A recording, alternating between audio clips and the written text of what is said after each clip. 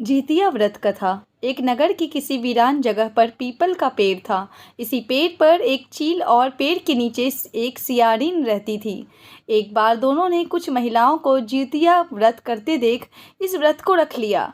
जिस दिन ये व्रत सभी महिलाओं द्वारा रखा जा रहा था, उसी दिन नगर में किसी की मृत्यु हो गई। जिसकी मृत्यु हुई उस व्यक्ति का शव उसी वीरान स्थान पर लाया गया, जहां सियारिन और चील दोनों मौजूद थी। सियारिन शव को देखकर व्रत की बात भूल गई और उसने मांस खा लिया। वहीं चील ने पूरे मन से व्रत किया और अगले दिन पारण किया। व्रत के प्रभाव से दोनों ही अगले जन्म में कन्याओं के रूप में जन्मी।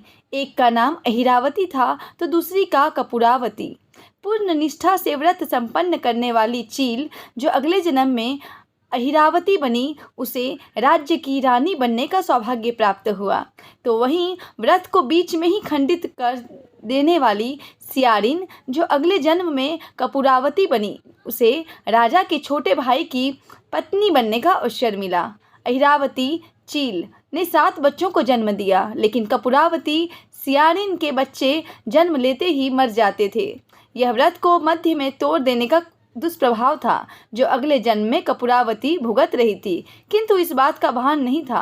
बहन की फलती फूलती संतान देख कपूरावती जल भुन गई और उसने 7 बच्चों के सिर कटवा कर घरों में बंद कर दिए और अपनी बहन के पास भिजवा दिए। उस दिन बड़ी बहन जीतिया का व्रत कर रही थी। भगवान जीमूतवाहन को याद करके जब उसने 7 घरों पर जल छिड़का तो उसके बेटे जिंदा हो गए। उधर कपूरावती इस बात को लेकर परेशान थी कि उसकी बहन के घर से रोना पीटना अब तक सुनाई क्यों नहीं दिया। ऐसे में असलियत जानने वो खुद ही बहन के घर चली गई, लेकिन उसके 7 बेटों को जिंदा देखकर वह सन्न रह गई। इसी दौरान भगवान जीमूतवाहन भी वहां प्रकट हुए और उन्होंने दोनों बहनों को पूर्व जन्म की कथा सुनाई। कथा सुनने के बाद कपूरावती को बहुत पश्चाताप हुआ और दुख में अपनी जान गंवा बैठी। वहीं बड़ी बहन अहिरावती ने भगवान जीमूतवाहन से वरदान मांगा कि जो भी माता आज के दिन आपकी पूजा करे उसकी संतान को कोई कष्ट न पहुँचे। तब से जीतिया व्रत की परंपरा चली आ रही है।